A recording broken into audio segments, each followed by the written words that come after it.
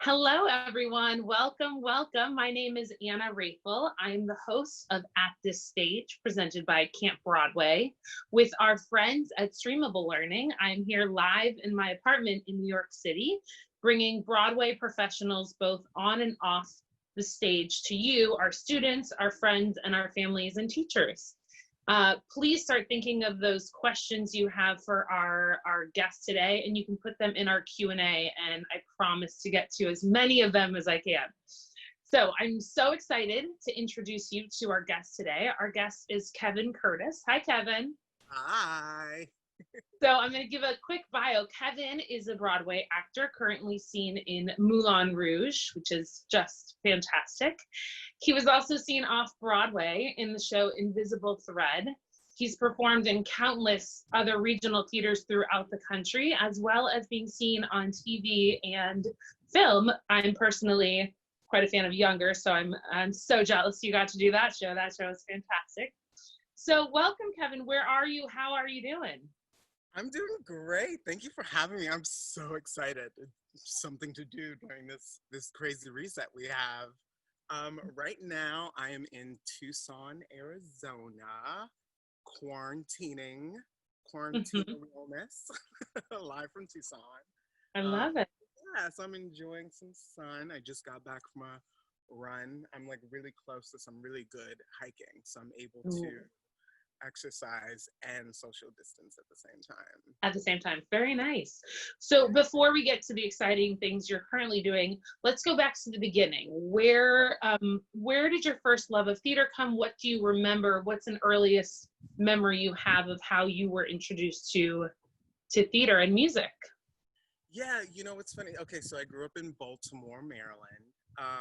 And I guess I remember, so when I was in elementary school, we went to a play. We were reading this book, Gifted Hands, the story of Ben Carson. Ben Carson is from Baltimore. Um, Okay. and back then, like his book, the story about his life, Gifted Hands was really, really popular. And there was a one-man show at Toby's Dinner Theater in Baltimore. So we read this book and then we saw the play. And I was just so like, it was just a one-man show about like Ben Carson's life. But I was like, this is amazing. Like it was the first play I ever been to. And like, we were reading this book and I was so connected.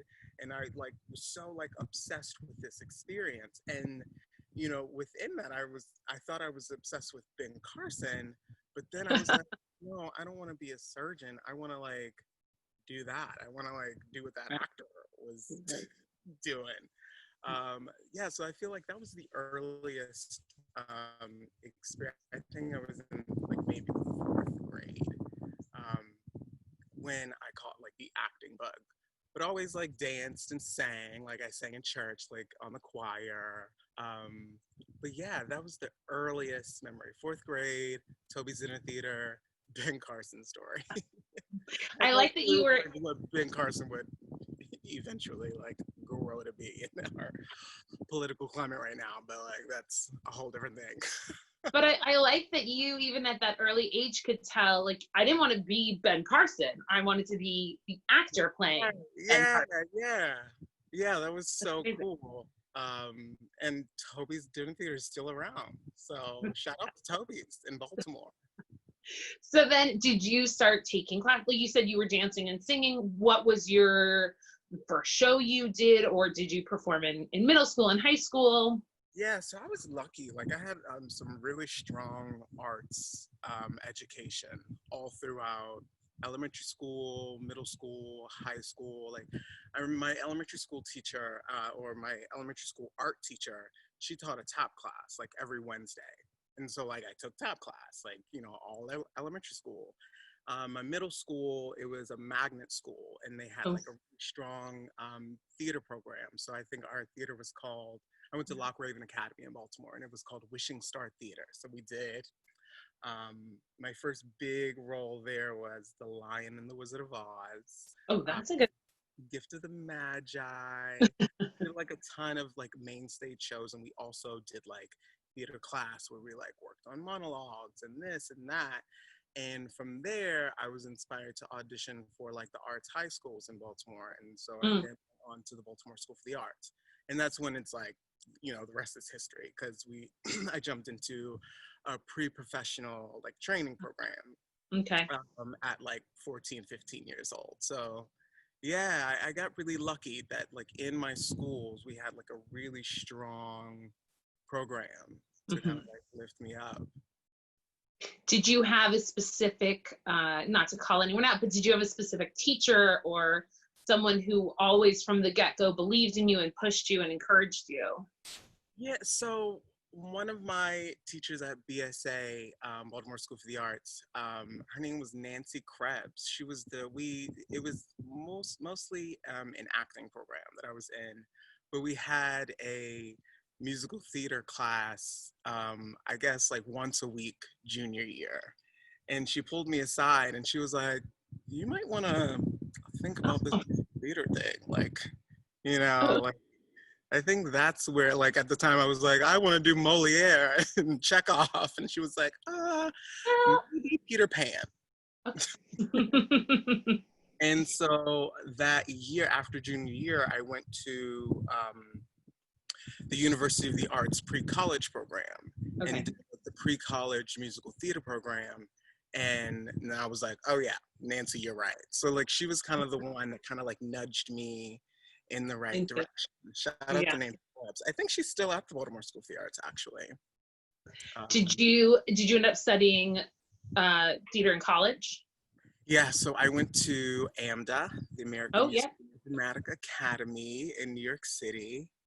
Yeah, which was great because AMDA is it was, when I was there, a 4-semester pre-professional program. Mhm. And I did it in a year and a half. I like, didn't take a break.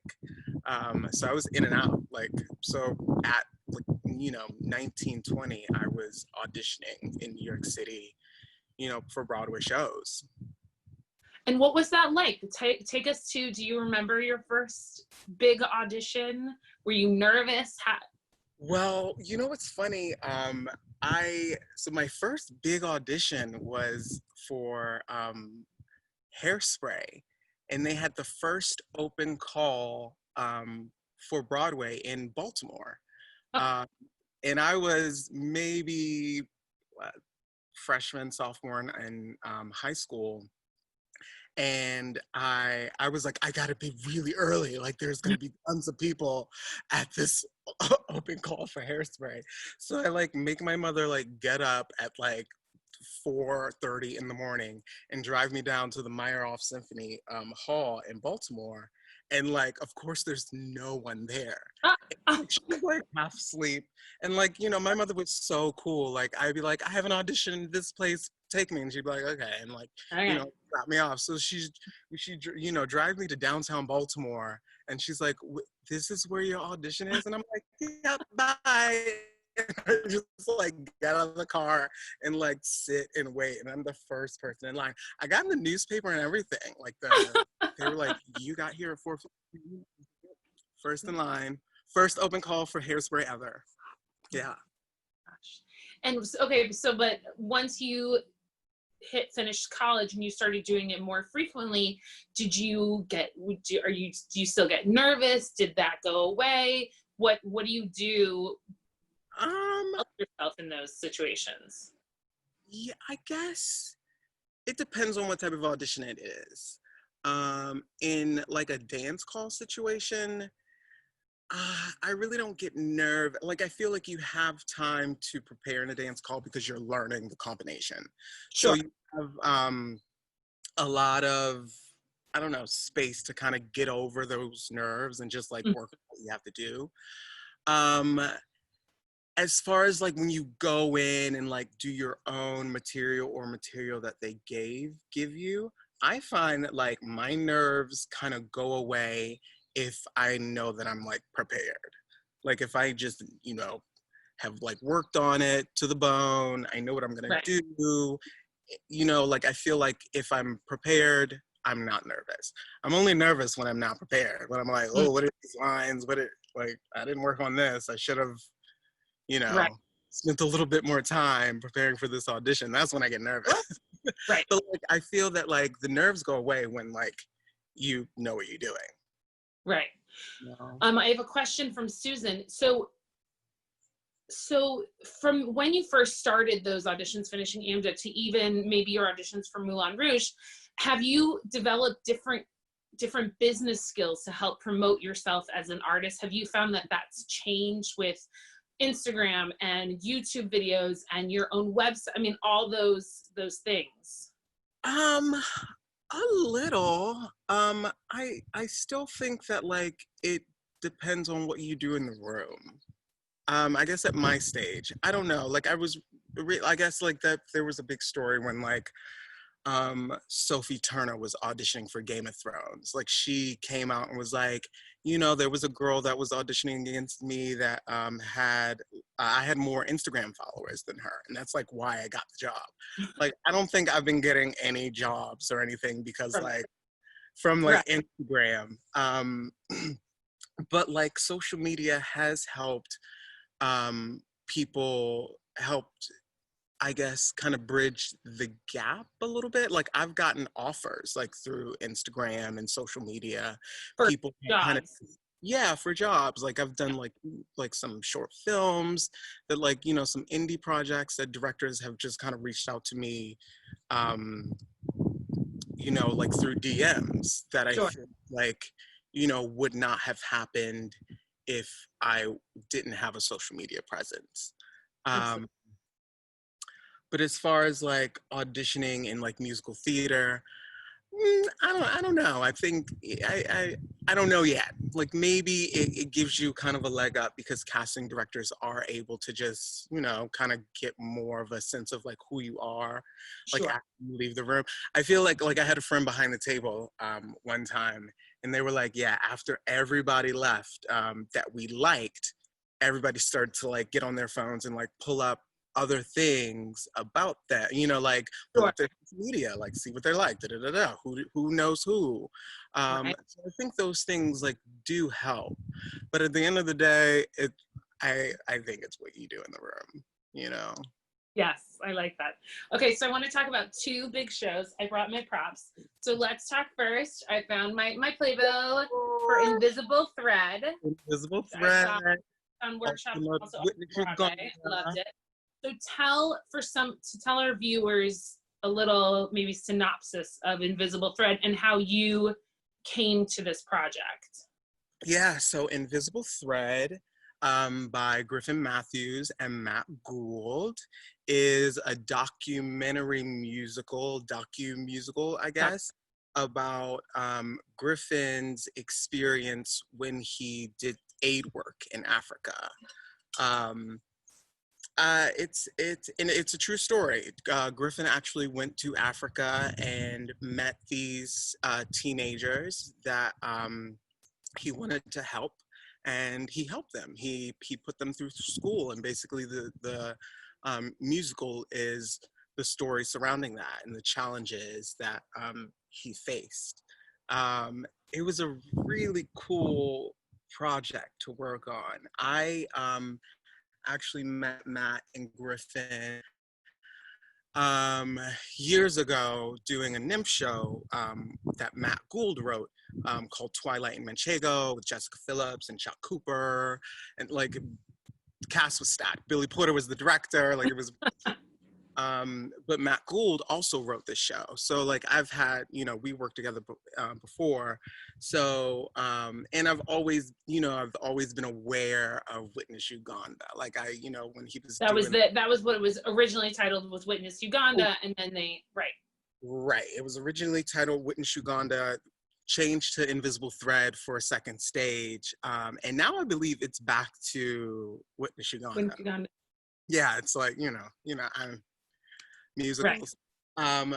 But yeah, so I worked with Matt Gould before, was always kind of aware of like, you know, Witness Uganda and them like being in the early stages of writing it.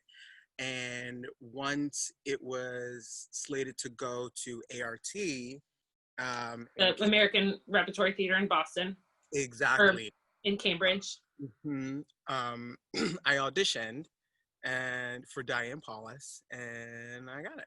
Got in. I originally understudied two of the orphans, Ibrahim and Ronnie, and was a dancer in the ensemble. And I then continued to do like a couple workshops and readings, and then we did Invisible. Actually, then we went to Africa. We actually went to Uganda. The whole cast. The whole cast. Yeah. We flew over to Uganda and met all the kids that this story is based on. Wow. Which was so wonderful because, you know, it's like our lives are completely different.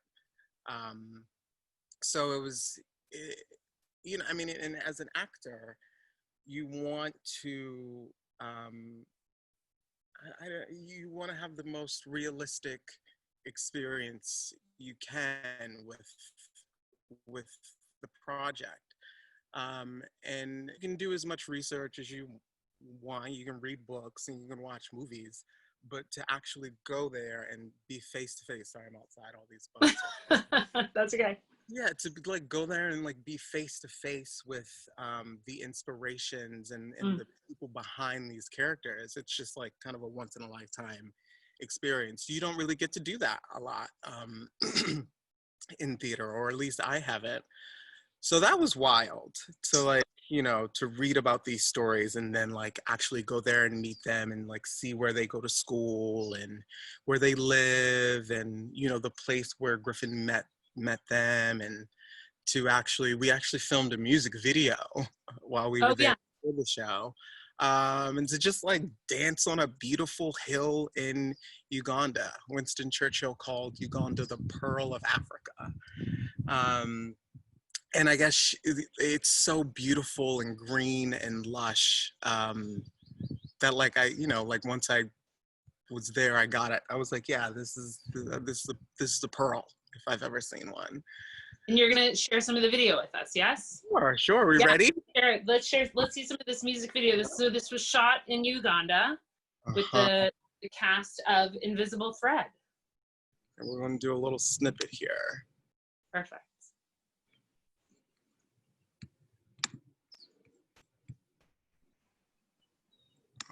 Oh Lord, is there a time to help me, oh Lord?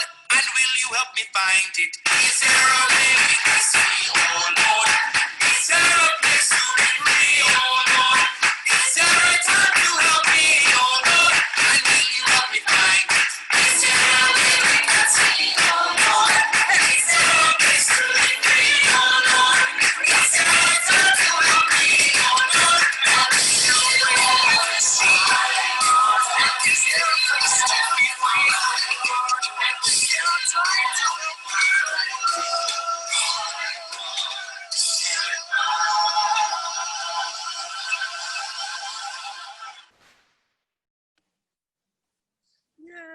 Yes, that was beautiful. Oh my gosh, I got it. So the whole thing is available on YouTube, right? We can Google Witness Uganda or Invisible Thread.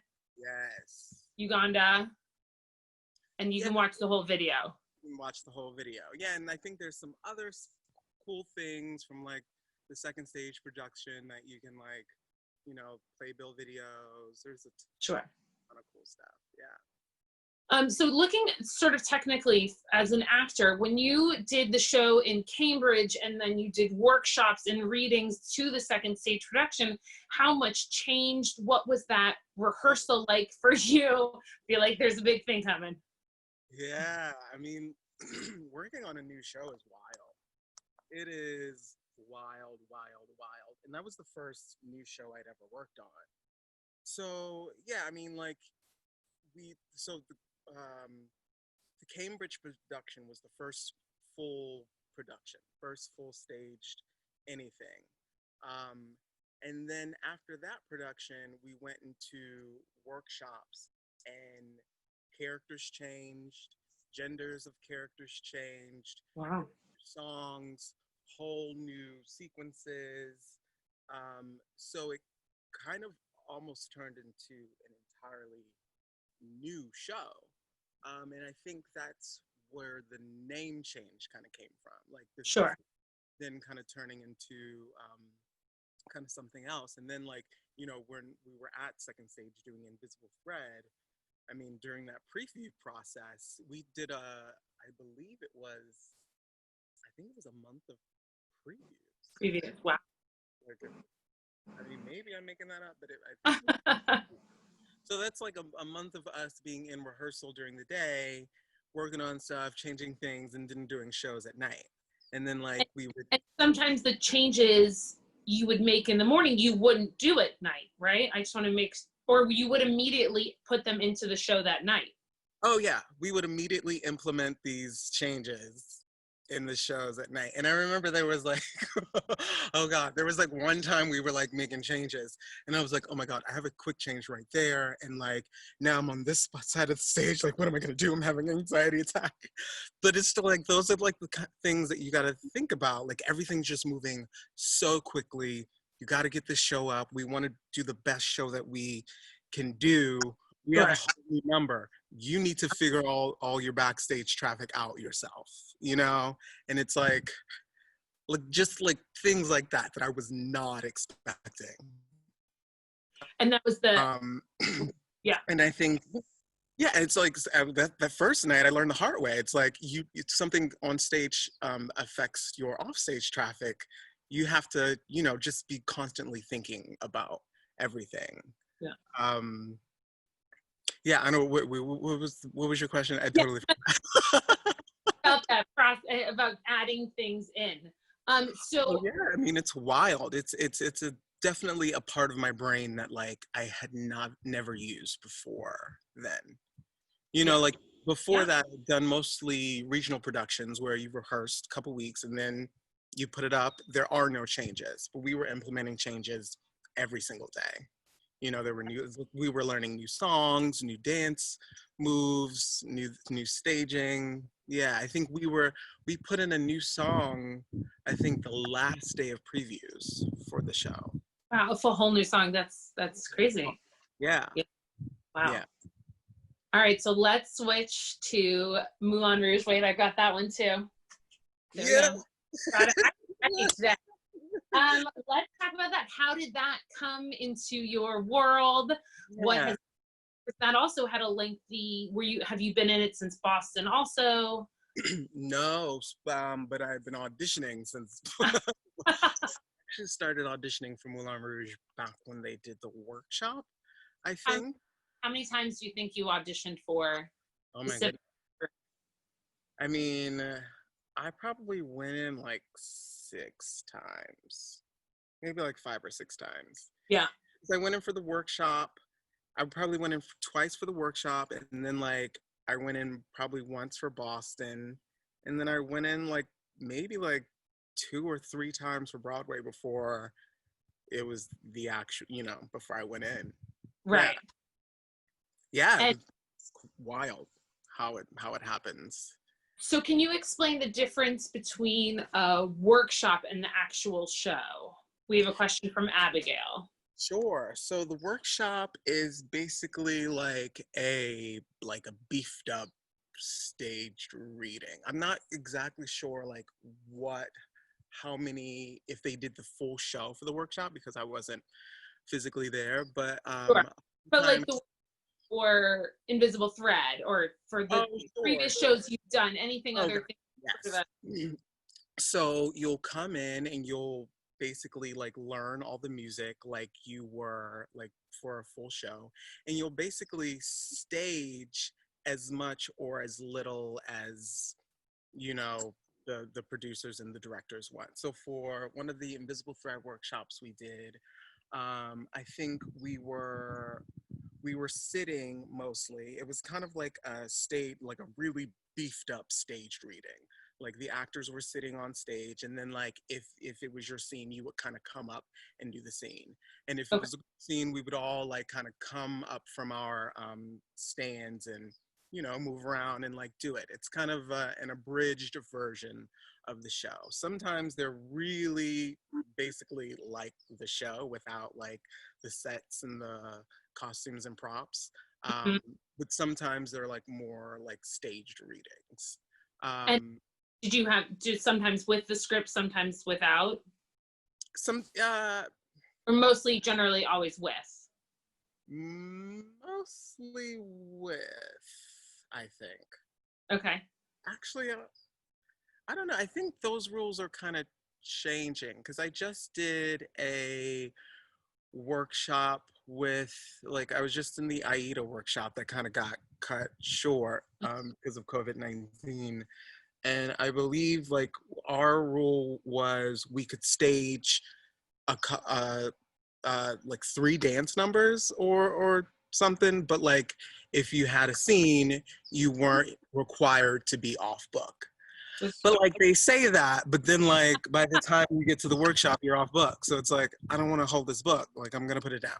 Right. You know, I want to like show the kids what I can do. Like, I'm not gonna hold this book. I know my lines. Um, yeah. So quickly just back to Moulin Rouge because I have some other questions. But so who do you play in Moulin Rouge, and what has that?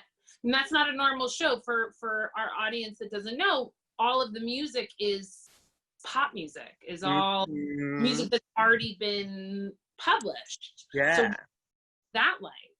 So, okay, so I am a vacation swing. I cover the role of Baby Doll, which Baby Doll, for those that don't know, is a drag performer at the Moulin Rouge. And one of the 4 like Lady Marmalade girls, like in the beginning, played by Jay Mattis. When he needs a vacation, I come in and do it.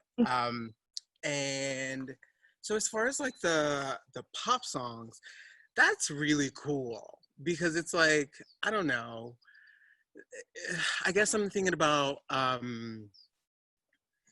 the party scene, like the you know, when we've done the show and like it's after the show and you know, the slam, oh hot, what part don't you understand? Like, it's like, I don't, like, I've been in the club dancing to this song. So Right. like, I feel like I get it so hard. Like, I just understand how to be dancing to this song right now. I don't know. It's just fun songs that you're just so used to singing. Sure. So it doesn't feel performative, if that makes sense. It feels a little bit more natural than like your normal musical theater content.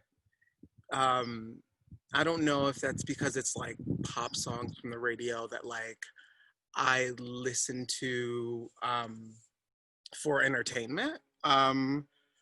But I don't know. I'm able to have a lot more fun singing these songs than I normally do in like a traditional book musical, if Right. that makes sense. Yes, absolutely. Absolutely. All right, I'm going to get to some of these questions, I promise. So, Annika wants to know, who are some actors and actresses that you admire? Oh my goodness, Billy Porter. I don't even got to think about that one. You have that one right. Yeah, that one is ready. Billy, I mean, like, just watching this moment that Billy is having right now, and all the, and also like in my career right now, I'm doing a lot of gender non-conforming drag performing, and I wouldn't say that I'm a drag performer. I'm an actor, and I guess like Billy really wasn't either before he was asked to perform in drag for King of Boots, I don't think.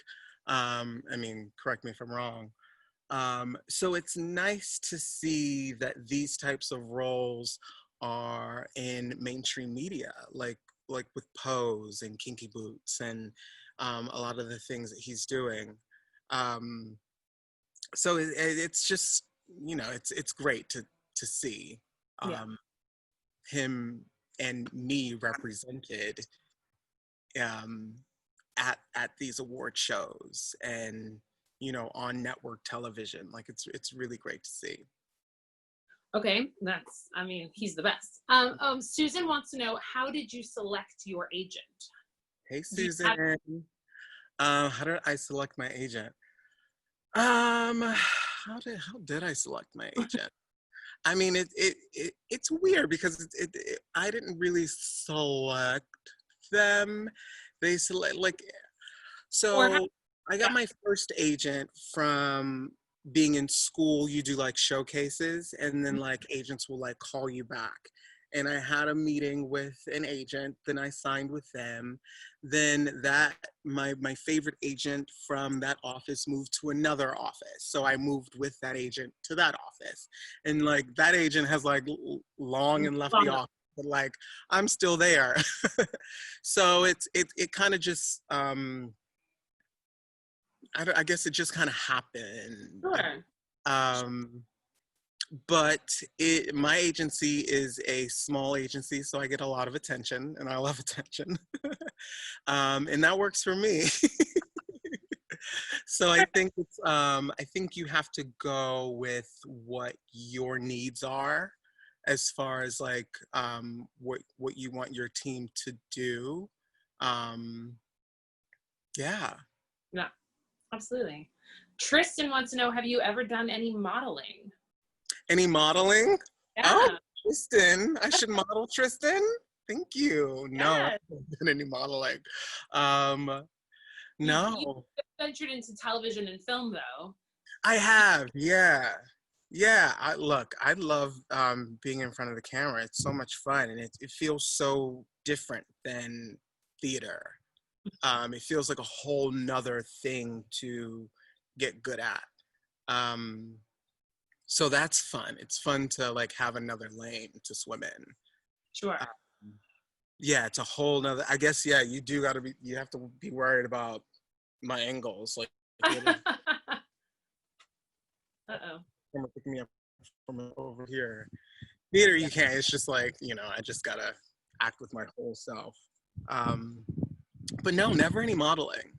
I do want to do more TV and film acting. That is a lot of fun. Yeah. Yeah. Okay, let's see. I got a couple more. We get this one a lot because everyone's answer differs. What is your advice for any aspiring young actors and actresses? Okay. I would say live your life. Like in order to be an actor, you have to have lived experience. So you have to be really aware. Like I guess live your life and really be in the moment. Really be in the moment, like when you're at family dinners, like because you need to bring your family dinners into the audition room. When you're having, I don't know, when you're having fun with your friends at the party, really live in that moment because you have to bring that party into the audition room. Like you never know what part of your experience you're going to draw from. So it is really important to have experiences other than the 5, 6, 7, 8. I'm up in dance class, I'm in a voice lesson, go to the movies with your friends. Go like hang out with your younger brother, your younger sister, go to the football games, like live your life because you need these experiences.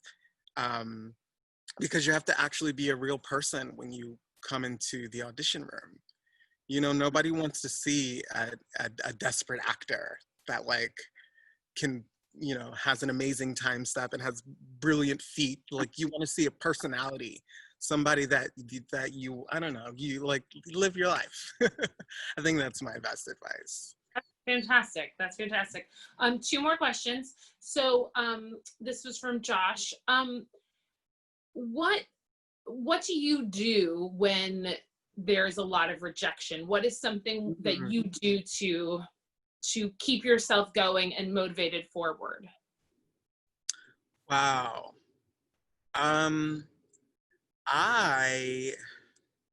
What do I do? That's a tough one. That is a tough one because it's hard to, I think that's one of the toughest things about our industry, right? It's like being told no so much, or, just kind of being, yeah. So I try to just kind of put it out of my mind. I audition and then I forget about the audition. I just do the best I can and celebrate the fact that I just got to, that I was in this audition room and I got to do great work and celebrate that and then forget about it. And if those people choose to go with me and call me back, great. If not, I had a great time doing it.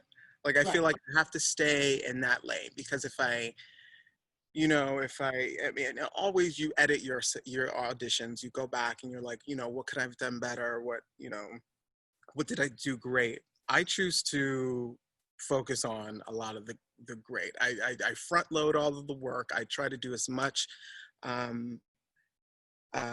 before the audition to prep myself as possible, so that I am doing good work when I get in the room, and then just like leave it in the room.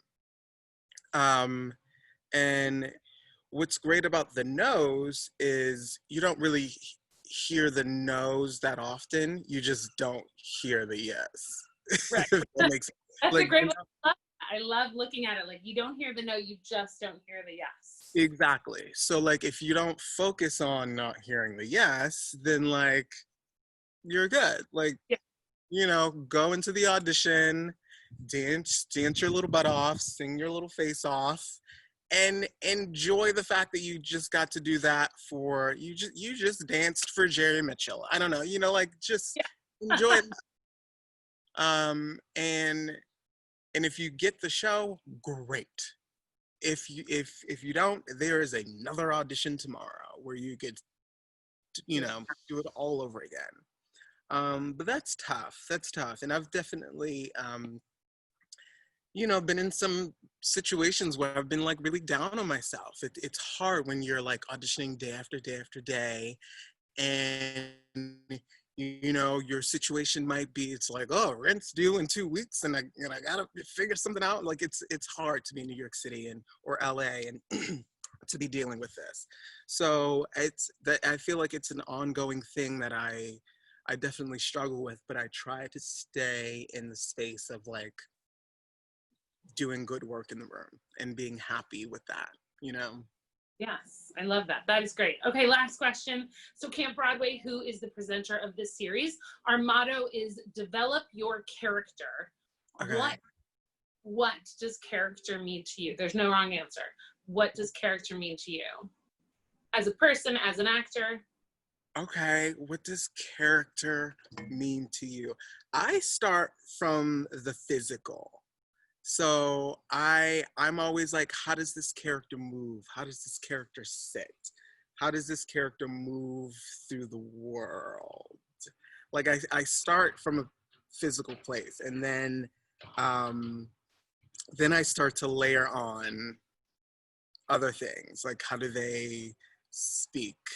How do they blink? How do they do this? How do they see other things, see objects and people, and